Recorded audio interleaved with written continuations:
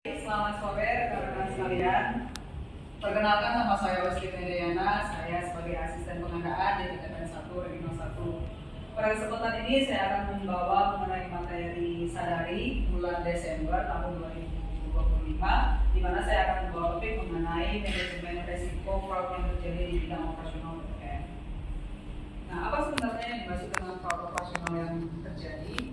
Fraud operasional itu adalah tindakan suatu penipuan yang secara spesifik itu akan mempengaruhi yang namanya proses bisnis dan juga operasional dalam perusahaan, khususnya di perusahaan PTPN. Nah, contoh umum yang terjadi itu adalah yang pertama memanipulasi seperti data produksi, seperti tonase atau rendemen, kemudian penyalahgunaan aset seperti pupuk dan juga BBM, serta korupsi yang terjadi dalam pengadaan barang dan jasa. Apa dampak yang ditimbulkan? Dampak yang ditimbulkan itu adalah kerugian terhadap manusia besar, kemudian juga adanya penurunan reputasi dan gangguan terhadap rantai nilai operasional yang terjadi di perusahaan kita. Nah, dampak apa yang dilakukan atau dampak apa yang berpengaruh terhadap operasional yang dilakukan di PTPN jika fraud itu terjadi?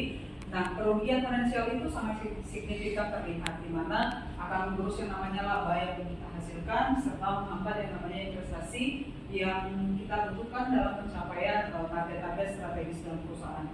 Nah, yang kedua itu adalah penurunan kepercayaan terhadap stakeholders, di mana adanya hilangnya kredibilitas dan juga mitra kita di dalam proses bisnis yang terjadi di perusahaan kita.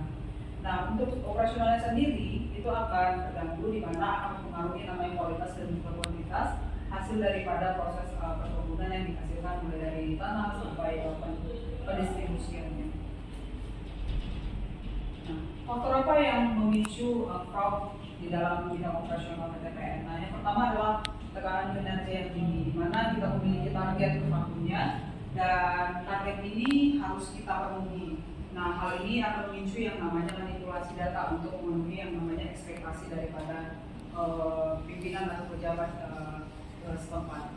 Kemudian yang kedua adalah pelemahan dalam pengendalian internal, di mana prosedur yang sudah ditetapkan seperti SOP, nah itu akan kita longgar ataupun kita ringankan, di mana akan mempengaruhi yang namanya pengendalian kita di dalam internal. Nah, yang ketiga adalah kurangnya transparansi, di mana transparansi ini akan mempengaruhi yang namanya kompleksitas proses bisnis, di mana akan sulit untuk dimantau, terutama di dalam rantai pasok dan juga logistik.